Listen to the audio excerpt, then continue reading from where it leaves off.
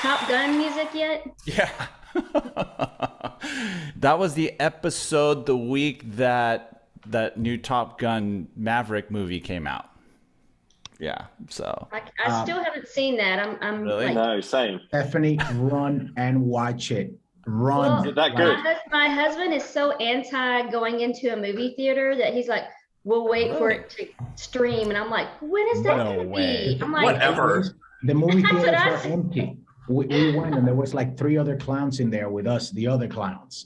It was do the matinee, do the 10 a.m. the 10 a.m. Yes. Where's your nearest movie theater, Stephanie? I heard it's Texas. really, really good. I heard, and Rob, you said it was awesome. And It was awesome. yeah, you're a Navy guy, so Totally kicked ass, man. You know what? yeah. We're too close for missiles, so we're switching to guns. I bet there's quite a That's few classic line. Yes. Yeah, that was good stuff. I Absolutely. didn't admit, I was expecting, I missed, I feel the need for speed. Or as, because Tom Cruise is now like, 200 years old. The joke is like, I feel the need to pee, prostate joke. But, Well, yeah. it was okay. Yeah, think about it. I mean, you're on a plane. There's no, well, I guess there is a latrine. How did we get to Pursuit. I don't know. He's the one that brought up pee and old age. Sorry. So I was just thinking, Yeah, but old age, like in a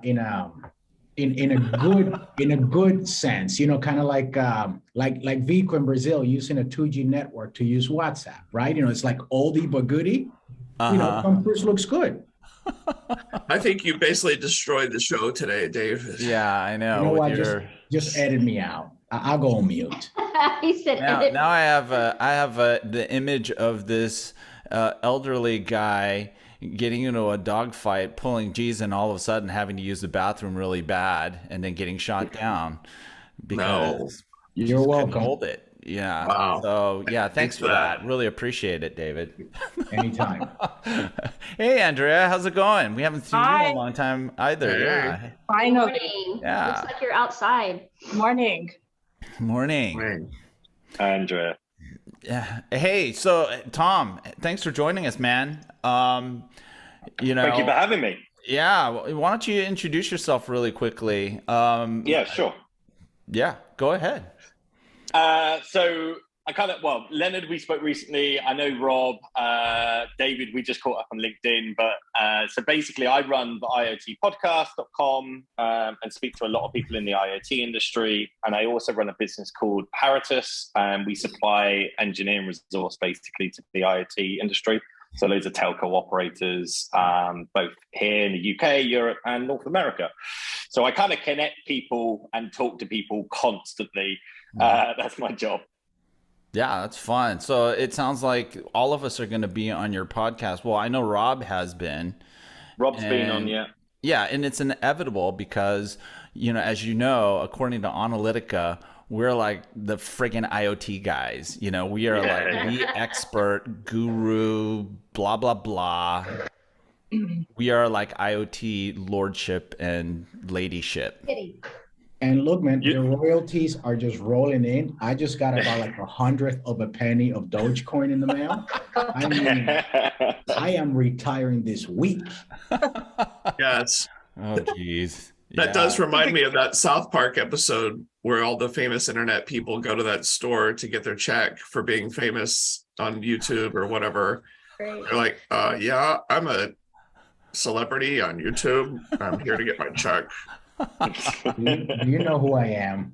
Yes. Do Well, you know Rob how always many? references us as being YouTubers. Like we are. Well, we are. That's all we are. Oh, my We're not Do you know how many podcasters. IoT projects I've varied? We're just Many. YouTubers. Yeah, We're not TikTokers. Not yet. Not Never. yet. If we had if we had the coffee talk dance though, then we could be TikTokers because you have to have a dance to be on TikTok. Well, Stephanie. Why not? You that's need all me to you. coordinate. I can choreograph something for us that we Yeah. can just do it from the waist I up. could dance. I mean, if we could do the floss or something like that, maybe. And we could- David's facial expression. Well, because the thing is, like, Leonard already called me out for saying something negative, so I'm just gonna say it like, dude, we're too old for TikTok, okay? Really? If we want to do it right, we get our kids. We get our kids to grab something that's, in the IoT basement somewhere, and we let them do something cool, and then they can go on TikTok and do, the dab and the Do you know what? I completely agree, right? I got TikTok like a year ago. I managed to get Internet of Things as a handle, and I've done nothing on it because I just don't know what to do with it. I have no idea, like how am I meant to post on it, right? Maybe I should ask my niece and nephew. Yeah, I don't think that's the problem, how to use it. I just don't think we're attracted to it, right? Because there's so many things. Yeah. Or the people on TikTok would not be attracted to us. Oh, yeah, speak for yourself. You never know. You never know. I notice, obviously, Instagram and Facebook are trying to compete with TikTok with their reels. Yeah. So let's see how that goes. Of course, I noticed that most of the reels are just copied from TikTok. Yeah, exactly. So, hey, one of the things that Tom and I talked about in our chat was this whole topic of IoT talent. And, I know we've talked about it, and God, how many episodes ago? A really long time ago. But I think a lot of our perspectives have probably changed because this show is more than 2 years old now, which is incredible, and a lot has changed. I think definitely the perception of IoT has changed a lot, right? And so I don't know. What do you guys think about? What are some of your thoughts on talent? How challenging it is to really get people together long enough to actually make some IoT stuff happen, a business happen. I think that would be really the key question, right? Because I would say that there's a general struggle to create critical mass around an IoT solution, right? And so what are some of the challenges that you think that the industry faces today in acquiring and retaining and developing resources? Let us know, Tom. Give us drop the knowledge on us, man. Yeah, and then we'll crap all over it. Yeah. I feel a little bit daunted now. Do you know what? I think like any industry, the problem that you have is getting enough people into that industry that want to learn, that want to cross-train from other people. IoT is still fairly esoteric to people outside of the industry. And what you have is these kind of, sexy kind of roles that people see in mobile development, etc., and lots of e-commerce businesses and lots of lights and flashes, right? But when people think about IoT, they think about sensors and networking, and they don't necessarily know what that's going to mean long term, right? And I think that's really the struggle, and I think it starts at a young age. So people coming out of university, what they want to do, and the perception of the industry. And I think by changing that and kind of looking at what you can do when you have the critical mass, as you say, Leonard, I think it will change perceptions quite a bit, because you just get bubbles of people that are good and people know them and they trust them. But it's breaking into that and making it mainstream, which is the difficulty. And I think it needs to be a concerted effort for everyone together. So is my view. I have a question for you, man. So do they really perceive it as an industry, an IoT industry? I mean, these college kids who are, looking at a future and a career in technology, do they see IoT as an industry? I mean, do they come in and go, oh, I'm going to go into the IoT industry? I think it's a lot of it is simplification as well, right? Because when you say IoT to most people, if they've got a kind of smidgen of knowledge, they think of home automation primarily, right? They think of Alexas and Google Home and stuff like that. They don't think about digital twins or any of the use cases in IoT or so on, because they're just not aware of it. So is it an industry for them? Well, it is, but they just don't know. And I think it's a lack of knowledge, but an understanding, because it can be quite a kind of bewildering subject for people that aren't aware of it. And I think that's been the issue, certainly from our point of view when it comes to resources and engineering. Having anyone that's done something in a commercial grade as well is challenging. You tend to find a lot of hobbyist developers, right? So people that have done stuff in their bedroom or in their kitchen, like I am now. But that's not going to work at scale as well. So that's kind of what I see and what I've seen over the years. Yeah. Oh, interesting. Can I jump in? Yeah, of course. Just butt in. Yeah, this is this is an amazing question about talent and IoT talent, and I haven't thought about it. So this is all just coming to me now as I hear Tom speak. I think that IoT has so first of all, it's not taught in universities to the extent that it should be taught in order to be meaningful. And one point. The second point is that it's taken other names. So, for example, remote patient monitoring, sensors. So, the people wear devices, right, and transmit data, but there are also solutions based on various sensors that would report the health of a person. It's called remote patient monitoring. Nobody talks about it as IoT. I mean, what's under the hood doesn't matter anymore. So for us to really, if we want to see IoT as a holistic field, be more successful, I think we need to go back to the roots of the naming and the underlying technology. This is my kind of quick thought sense.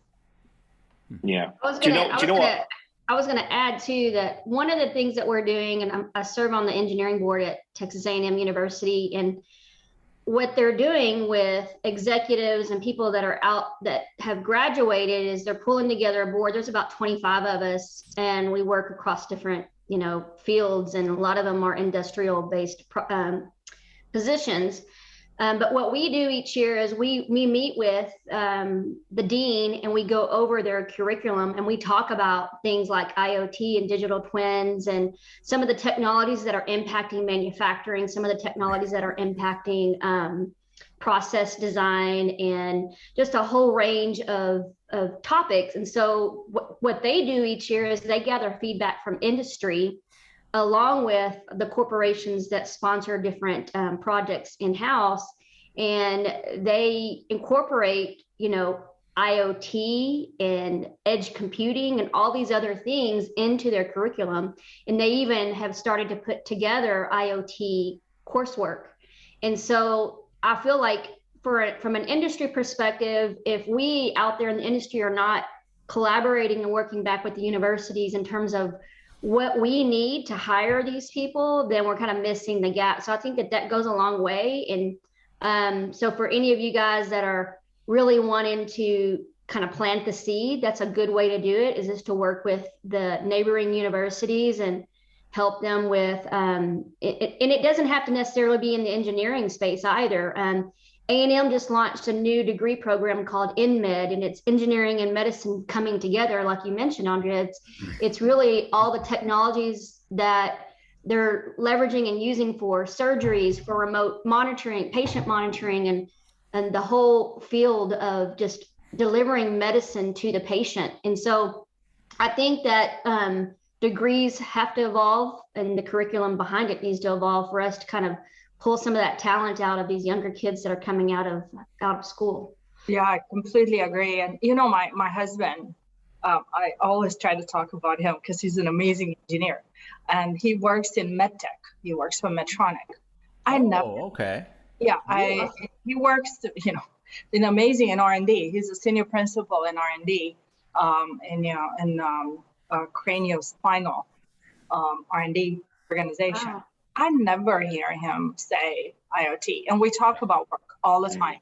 Yeah. And he even took me to a conference. He got me in.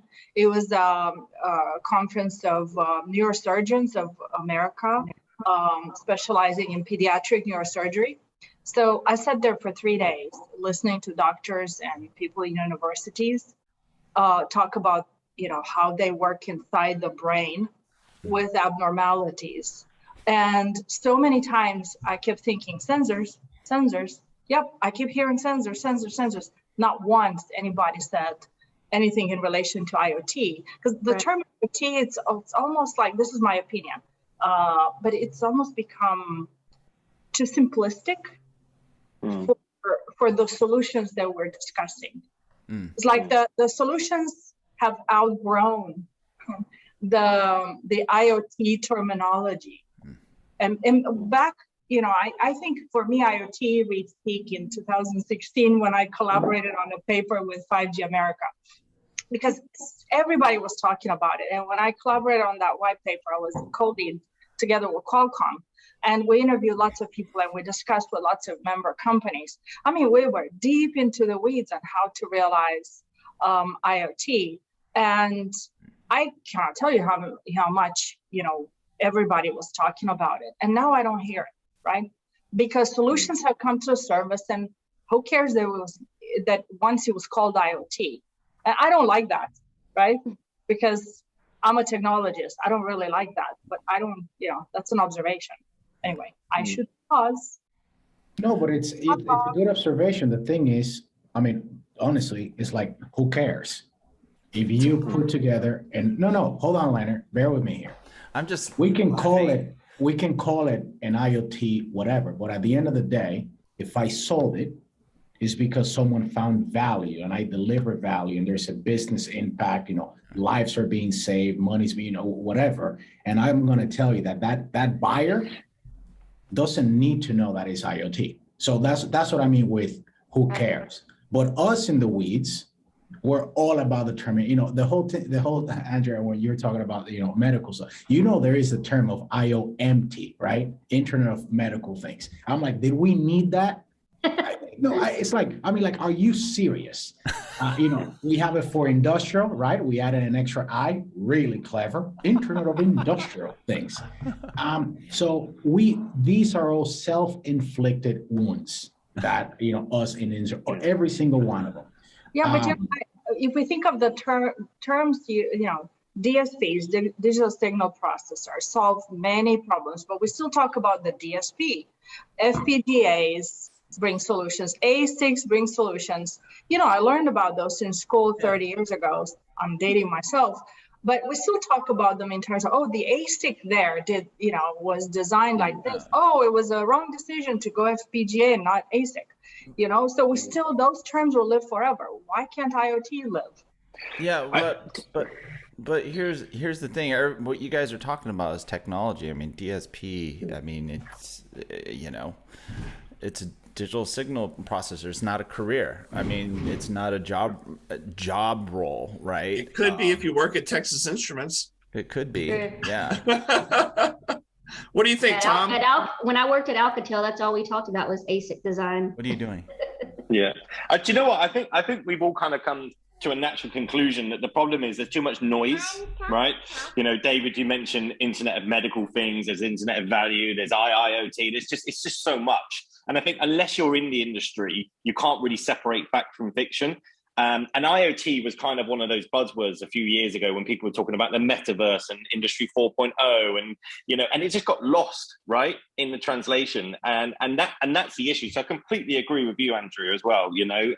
Remote patient monitoring, all of these things are IoT solutions. We don't have to keep naming them something else, because by doing that, it diminishes the overall thing, right? And I think that's part of the issue. Yeah, and and going back to the school bit, you guys gave me, quite a bit to think about, because, if we break down IoT in the sum of all parts, what are the skill sets to become a hardware developer, a software developer, a communications expert? Do I want to go all the way to the left, into the microprocessors? Do I want to swing all the way to the right and just make it, study an MBA, right? I'm going to study business so I can, and if I have an IoT understanding, I can, maybe do something with that.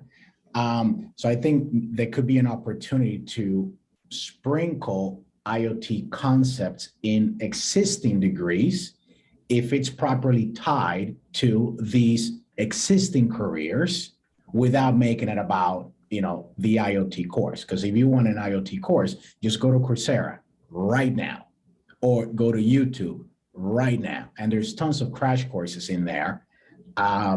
Because I don't know, if I get a resume and it's like I went to the University of IoT, that thing's going on the shredder. Because what does that mean? What does that mean? If I'm looking for talent, right, Tom, it's like, hey, I'm looking for an engineer resource. That's very specific. And then within engineer, well, what am I engineer? Am I down to a board? Is it a SOC? Is it a module? Like, we get so specific when it comes to talent that listing IoT is almost doing yourself a disservice unless you're willing to be very specific so that talent is matched with an opportunity. We struggle with that for sure. Interesting point. Also, ML and AI has overtaken our lives, right? Everybody wants to be a data scientist, an AI expert. Blockchain developer. We see all this top 10 professions that pay a lot of money. Data scientist, data engineer, data this, right? Where's IoT in this? IoT gives you the data, man. Yeah. It's all about in the end. I mean, it's in the end, we're just trying to get data from things from everywhere. Yeah. And making sense of it, make decisions. I think if you can connect IoT back to the roots, right? Like to your point, Rob. Yeah. I mean, I was going to ask you, Tom, because on that topic, some of the feedback that A&M was getting is that some of the students they didn't have enough soft skills. So for IoT to really come to fruition, these students, they don't need to be just technologists. They need to be able to understand the business, and they need to be able to communicate. And a lot of data engineers, those that are kind of nuts and bolts they just have there's a big gap when it comes to soft skills, being able to communicate with customers and understand what customers need and really speak on the terms that a business would talk, how the business would talk and not talk technology. And so there's a gap there. So universities that have these technology and engineering degrees, they're having to incorporate like HR type coursework and soft skill coursework, because that's one of the biggest complaints with the engineering department is that these guys are great, but we do need them to understand the business and understand how to speak on business terms. And so those soft skills mean so much. And it's hard to find balance. I think that sometimes you find employees that are just great technologists and they're just great engineers, but they don't have the soft skills. Are you finding that? Do you find balanced? Are they looking for more balanced people out there? Or? Do you know what? It's a great question, but I think this is an age-old problem of being an engineer, right? The best engineer isn't necessarily the right engineer, because if you can't communicate with the person sat next to you or on Zoom about what you're doing, then you're no good in the team. Unless, of course, they can do some sort of module on their own and not talk to anyone. But I think this is the issue when it comes to our industry, because it doesn't lend itself to sometimes social, outgoing people sometimes, right? It's just not what they're about, some of these engineers. So I completely agree that the kind of soft skills, the more business-led skills that can be given at an earlier stage is 100% critical. Because I think it's a rare blend when you find a good engineer that can also, be a bit salesy or be really communicative. You're either one or the other. You're rarely both. And that is an issue. But I think it's systemic and across all industries, not necessarily just IoT. You guys are giving me the blue pill, red pill, because now I can open this door and just say really loud how it's just lack of social skills. And you know what, dude? Don't talk to the customer because you're going to sink us, right? and then there will be a ride and they'll just, beat me up here with, I don't know, with their soldering equipment or something.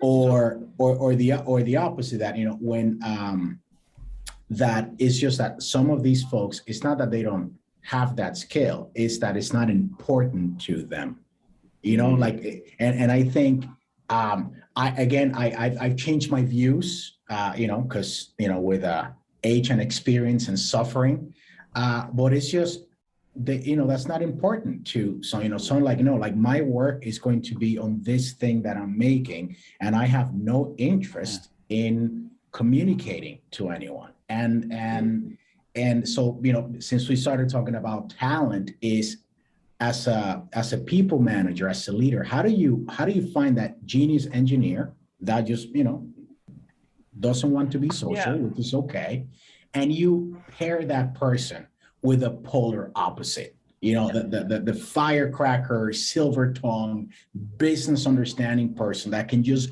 do what this person doesn't want to do, because it's a good balance, right? Like, I mean, I don't want the sales guy engineering this thing because we're going to catch fire. So anyway, just, a couple of perspectives, there with that. Yeah, that's a really good point, actually. Yeah, it may just be that they can do it, but they choose not to do it.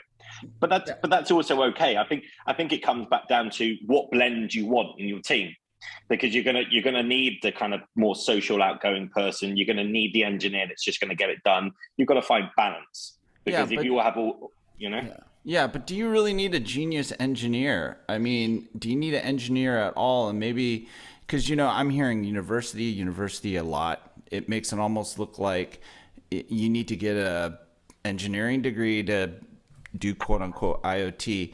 But maybe that's the problem, right?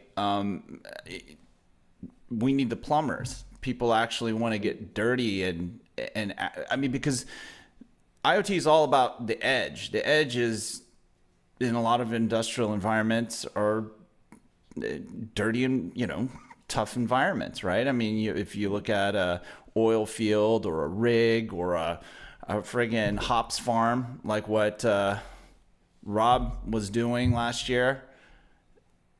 No, I mean, those are places that people with a PhD genius engineer doesn't want to go to. So I think there's two types of folks that we need, are the engineers who actually develop products, okay, maybe do, and then another set that might, and then there's the scientists, right? But then we need people actually to put, like what Rob was saying, the systems out there that can actually instrument things and then suck data in. And that's maybe not the most sexy intellectual job in the world. You know what I'm saying? And, that might be the role of, like, what we call the plumber. And maybe the problem is that we don't look at it as a trade or a technical occupation. And is that like the cleaner in Pulp Fiction? Yeah. Okay. That's a great analogy. But Harvey K was not a generalist. He was a deep domain expert.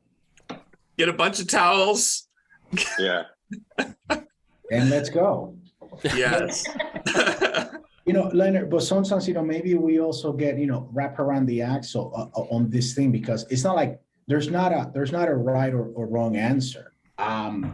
Because, for example, for IoT to solve something, we need at least somebody that has the skills to just identify the business problem and tie it to something that makes sense to the business.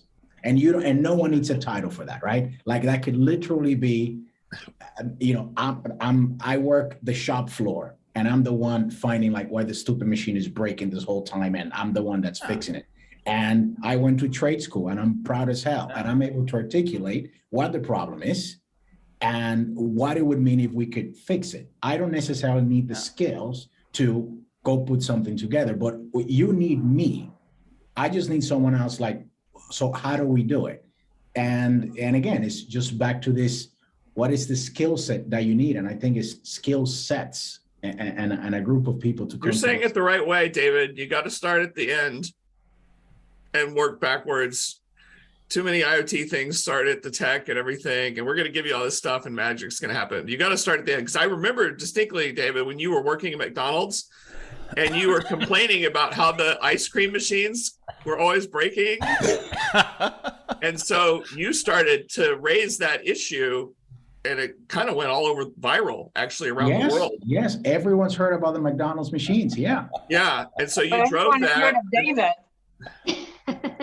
And that's how you drove to that IoT solution of doing this monitoring. You know, you put some sensors in there, and you found the root cause of the issue. Yes. And also, like Andreea was saying, we were monitoring the patients, and then we're sending the patient the medicine.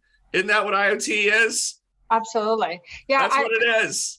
Outcomes at some point. Said just very quickly, when she talked about A&M and engineering, she said it doesn't have to be engineering, or actually it shouldn't be just engineering, right? So that's into what you are describing just now, David, about the business aspects. And also our very good friend, Daniel Elizalde, if you take his class on IoT product management, there's a whole other world there that's super, super valuable. But you're right, Andreea, there's so many aspects to this thing. You don't have to be someone who knows how to do all of it like me. You know, I'm a unicorn. I totally get it. I understand. You're an idiot. Actually, everything I learned everything from Marc, though. Marc taught me how to do everything. He's a titan. Yeah, I mean, literally, the stack of the IoT is ridiculous. You know, it's impossible to know everything. So it's being recorded, right? Say again. I know everything, but yeah, as Rob said, I teach him everything. You're on record now. I was the Padawan. No, it goes as David was explaining, from business to support. No, we need more support engineers. Yes. Right? Where is this being taught, right? That's a good point. We need like app developers. So probably this is not in the IoT. If there is a curriculum, this doesn't exist, right? Or so human computer. What I'm fishing for in this conversation is my son is just finished his freshman year at Auburn University. He registered from the start for engineering, electrical engineering, but he's considered pre-engineering until a bit later, right? And he doesn't really know what he wants to do. I don't even know if he can be a good engineer, right? But I am, as we talk about these things, I'm drawing parallels to my kid, right? And what he talks about, or what he hears, or what interests him. So, so I'm pretty much here searching for ideas for what my son should be doing. I mean, I'll tell you that I know listening to a lot of this, makes me reflect back on what I did. And as an engineer, there was someone that was outbound, right? So somebody was talking to the customer was telling me, the engineer, here is your market requirements, here are your product requirements, this is what I want you to go and build. I can tell you definitively, I didn't listen to any of that. I just did. I was like, you don't know what you're talking about. You're talking to the customer thinks they know what they want. You're telling me to go and build this. I'm going to go and build what I think is right. And then I'm going to tell you how to go and sell it. You can't handle the truth. Ford or Steve Jobs? and no, I mean, Henry Ford or Steve Jobs philosophy? We got Steve Jobs here. No, I mean, literally. That's maybe Henry Ford. Tom, what do you think of that? No, it's okay. I'm thinking about your question about your son, right? So if I look again, like Bill just mentioned, if I look back to my past, so I studied toward 2 degrees, right? And I didn't particularly like either of them, and one of them was in embedded Linux, and I knew I didn't want to spend my time coding because I kind of came up against brick walls. My friends were better coders; they've gone on to be fantastic engineers, right? But I knew I wanted to be involved in the industry, and I think the advice I would give to your son is be around people in the industry, find out what they do, pick their brains, and see what really interests you. Because what interests you today might not interest you tomorrow. But as long as you're around the people, then you'll find your path, you know? Yeah. And I think I found my path, you know, and I'm 37 years old. I've done this for, 15 years. and I'm good at it and I enjoy it, but it wasn't necessarily what I thought I was going to do. Yeah. Does that make sense? Yes. Thank you. Since we're doing advice, and Rob knows everything about the IoT, and let me tell you, I know everything about PowerPoint, and I can make any business case work. I can show you profits in 6 months with the power of PowerPoint, guaranteed. He needs to learn that. Man, powerful. David, I will kick your ass in PowerPoint any day of the week, brother. I will kick all of Don't even go there. Oh, I will kick your ass.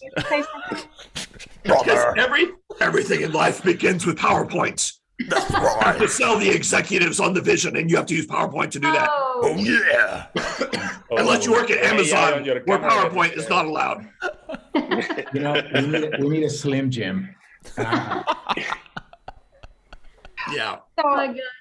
So anyway, I kind of, Bill said something really interesting, and I sort of changed the subject a little bit there. So I don't want you to feel I overlooked the thing, because actually it's very important what you were saying, right? Because I think that, for me, it was very targeted. I mean, I went, I did design engineering for a while. I did project management for a while. I went to a contract manufacturer. I worked there, putting systems together, writing SOPs and things like that. I did all of that very targeted, so that when I actually did join a startup, I knew that there was not one thing that they were talking about there that I hadn't already touched. Yeah, but Bill, I think you're a rare gem, because again, you were just talking about how you got this side, this camp over here, and this camp over here, but you do speak well to the customer. You do understand their issues and their problems and challenges, and you are a technologist and can figure out, how do I put this thing together? How do I pull all the pieces together? You do that well, and there aren't that many people that do that. Yeah, well, you know what, Stephanie? No, hold on. Bill left I see a missed opportunity. Because if I had been Bill's sales guy, I would have listened to the customer. I would have written down requirements. I would have come back with a quote to do exactly what the customer wanted, which, by the way, Bill already told me it's wrong, but I'm going to get paid, and then I'm going to have Bill build it. You're saying missed opportunity. It's going to be on Bill's head when it goes down and goes south. That's his problem. I already moved on to the next startup. Honestly, a good sales engineer should be able to do what Bill is talking about. And also, on the client side or the customer side, it should be the solution / enterprise architect. They should. But isn't a sales engineer just a consultant? Yeah. Yeah. But they have the role of solutioning or working with the customer to solution, bridge basically the requirements and the business needs and objectives with the technical solution. Yeah. Isn't that what a sales engineer does? Where I split those, Leonard? I think if I'm going to use a sales engineer versus a consultant, if the sales engineer within his or her company has resources to engineer and build things, I can believe that. If not, it's just a consultant because you're outsourcing the work. So again, back to asking better questions. You tell me you're a sales engineer, that's phenomenal. Stop right there. Talk to me about your support org. And you either can or you can't, and let's just move on. Well, and there is another angle as well here. It's a business model of the company. So if your business model is to sell a lot of SIM cards, you will want to help your customer to succeed to sell more SIM cards, right? Or that's not the case. Oh, sorry. No, that question to you. I agree. That's why, my heart skipped a beat. I'm like, oh, he said SIM. Oh my God. Had me at SIM. Yeah. No, Marc, I completely agree with that. So in my business, because I can help connect some of the sales guys at our clients that we provide engineering resource for. I connect them to other people to win more business, to get more resource, right? So it's kind of a full circle piece. So I completely get it. I think a lot of this comes down to, Spin, the book by Neil Rackham. I don't know if you guys know this, right? But it's a type of sales with spin selling, it's called. So what is your So what is your situation? What is the problem? What's the implication of that problem? And what's the need payoff if I fix it? And I think when you come to a sales engineer, if you can articulate that in a really good way and then kind of build a solution around that, then you're good, right? And I think that's the secret. I don't appreciate you talking about U.S. politics and the strategy. Okay, this is not that type of show. Yeah. Now, when somebody said sales engineer, it reminded me of something. So, some of you know I worked for Ericsson for many, many years, and at Ericsson, they never. I'm going to say we, just for the purpose of conversation, because it's easier. We never use the term sales engineer. All the competitors, all of Ericsson's competitors had that.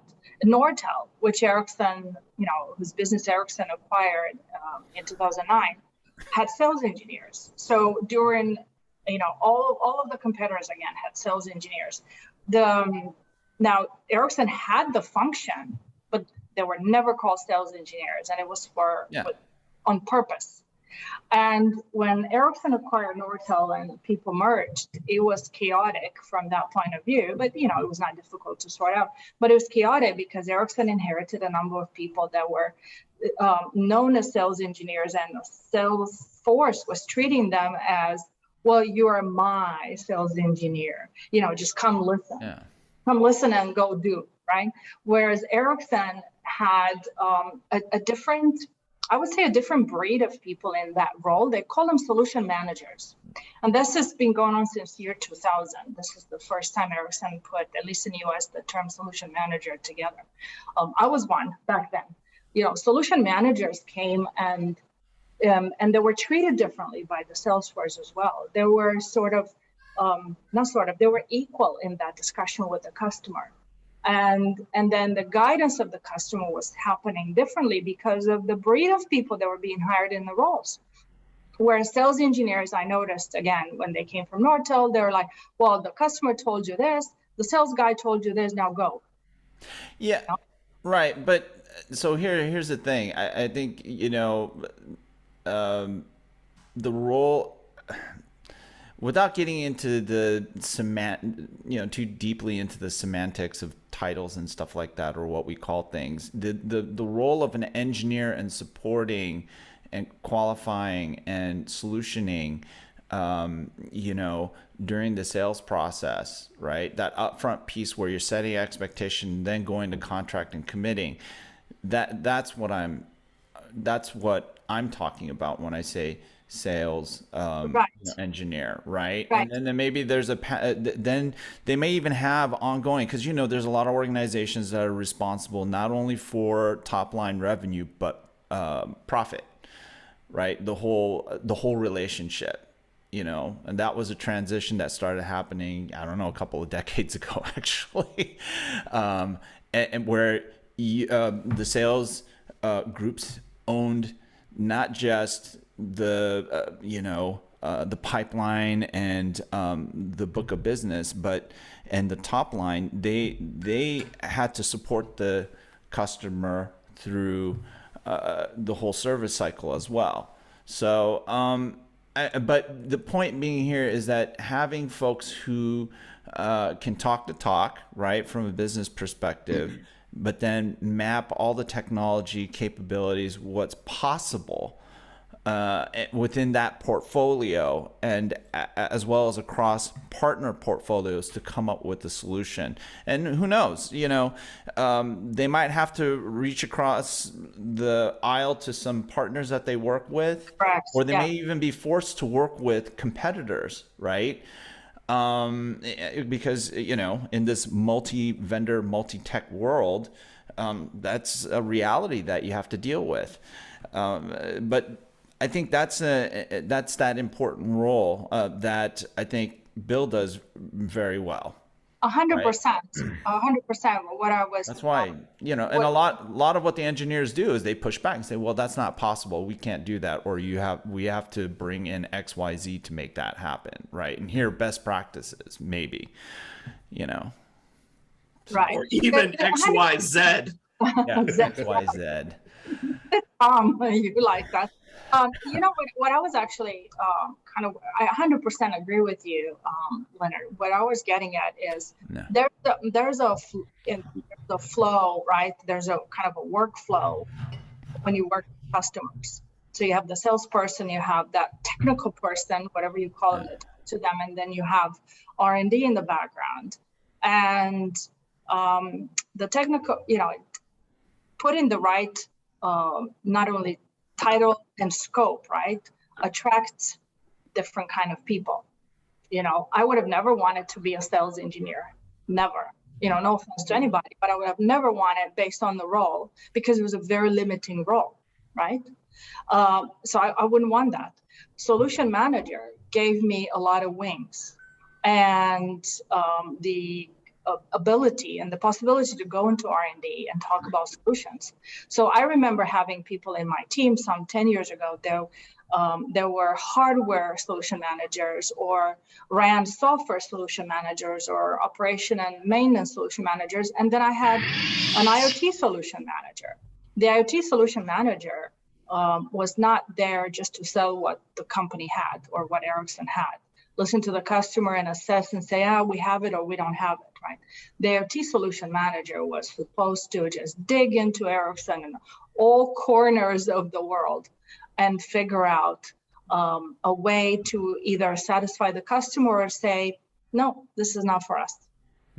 This thinking back to your comment of, trying to help your kid, do the, figure out what he's going to do and what Tom does connecting people. Let me give you this. I think all of us, definitely me, we've been tied to the titles that we've been given. This is what we know. This is the bias. This is my title. And when that title, in your Nortel example, when that has been challenged, people are like, oh my God, like what is happening? Because we're tying identity to title. These kids now, they don't have this, right? They're looking of what is the bloody job? What does it do? What do you need me to do? What skill set do I need? What skill sets do I want to learn? So I think this will be a nugget for folks who are, coming into the job market now, that some of the titles are meaningless, and take advantage of that lack of meaning and just figure out what is it that it does. Because I've been through title changes where the actual job never changed. So literally I went like, what am I doing? Same thing, call it whatever you want. Yeah. Okay, very well, very nicely said. I think I'm going to take some notes here. Send my son to intern with David Vasquez and then with Tom White in England. If you send him my way, he will be an entrepreneur and stay really far away from corporate jobs. So don't do it. I don't know if that's the right thing. Just do as a sales developer and send a quotation for that internship. No? I'm about to intern with Marc. Yo puedo vender en español por toda España and make that money, man. I'm done working for the man. Let's do a road trip, a road show. Make that money. Andreea, I was going to say, I'm very happy to speak to your son, right? If he just wants some advice, some help, honestly, just connect after this and we'll get it done. Thank you. Yeah, my son's going to need some help too in about 18 years, so I appreciate it. Well, I tell my son, every time I have an interaction with my son, I say, okay, dude, you're in the wrong school. You need to be alone. Yeah. Because he argues and argues. What do you think we do in IoT? Oh my God. It's like, I said, that's called debate now. Said, debate. Yeah. I mean, we got to the point where I asked him to pull weeds and I say, make sure the roots come out because, that's exactly what I do. What do you think I'm doing out there? I do like this, then I put my, I poke the ground like that, then it's all good, mama. Okay, why do we have to discuss that? The kid sounds detail oriented. That's it. Well, he was articulating an SOP. He's taking now Calculus 3 in the summer here in Dallas at a community college. And it's a 1 month course, 4 days a week, every day for 3 hours. He goes to school for calculus 3. And he has an exam every week. And he, first exam last week, he got an 84. Mama's not happy with that. Even though the grade doesn't matter when he transfers, it has to be at least a B and that's it. But I'm not happy because of how he studied and how serious he is about it. And a new test is coming in. I'm talking to him about how to study, and a variety of things like that. And he goes, well, it's less material than in the previous course. I'm like, so what's the point with that? Less material could be harder. Less material, it could be more difficult for you to understand, or whatever it is. I love that we are recording this, because what we need to know 20 years from now is how your boy used quadratic surfaces in the real life, okay? We want to know how calculus 3 will come alive for this kid 20 years from now. Like algebra for me every other day. I hated it. Don't use it. I'm done. Well, speaking of sons, my 15-year-old, every summer he asks us to start his pilot license because he wants to be a pilot like my husband, a helicopter pilot. And so I'm trying to plan a trip out to San Diego within the next 2-3 weeks. So I'm trying to coordinate a trip up to Torrance to the Robinson Helicopter Factory so we can go visit the factory, and they build 10 helicopters a week, just to go get his feet wet to see how they're building that. Because I want him to think differently, because in his mind, he's like, I never want to work in an office. I never want to be in a building. He sees his dad always out and about. And my husband's like, you do not want to do what I'm doing. Like, he's like pushing back. Don't do it. Don't do it. He's like, go get your pilot license. Go be a pilot, but don't do it for a living. So he's 15. He's so impressionable. So I'm like, I need to show him the other side of it, how it's made. If you want to impress them when you're in San Diego, you go to the Lee estate, and when they show you where they have all of their aircraft, and Leonard just lets you pick whatever helicopter, that's impression right there. I knew another young person. He would probably like that. I knew another young person who, like, every year is like, let me go. I want to be a pilot. I want to join the Rebel Alliance. Uncle Owen, maybe next year. It depends on the harvest from our moisture evaporators, So anyway, I totally get it. Your son's just like Luke Skywalker. It worked out for Luke. It worked out for Luke. Yeah, it did. He made out with his sister. Yeah. Oh no! By accident. Daddy issues aside, it worked out. But Andrea, like what we're experiencing with our kid is he's in all honors or AP classes, but just because he's in this private school and they have a very challenging curriculum, but he is like, he made a 70 in biology. That's how he finished the year. So he just squeezed by. In his mind, he's just like, grounded. I made it, Mom, I made it. I'm like, okay, now you're a junior, but you just bombed your GPA, like, hello. But his mindset's so different. And I'm like, I have the other kid is completely different. If he makes a B, he's like in tears. So this is like Tommy Boy. Opposite. Like when he at the end, he goes, D+, I passed. And my husband's like, okay, you don't think that you have to study for a commercial pilot license? Like he's like, that was harder than college for Chris. He's a wildlife biologist. He goes, that commercial, like studying for that was way harder than actually going to college and studying for those tests. So he thinks that you can just fly by and not have to study. Don't worry, lots of kids go to university for 7 years. They're called doctors.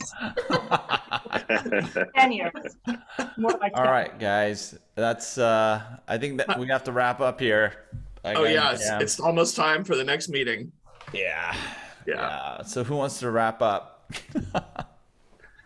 Thanks everyone for joining us on IoT Coffee Talk, and thanks to our special guest Tom White for joining us. Good to see you, Andrea. We talked about talent, how to find that talent. There's a lot of different skill sets that spans all the components that make up an IoT solution. So lots of opportunity. You don't have to know how to do it all like Marc Poos. You can just know how to do one thing and you're still valuable. And we are out. Peace. See you later. Have a good day. See you guys. Bye. Bye. Bye.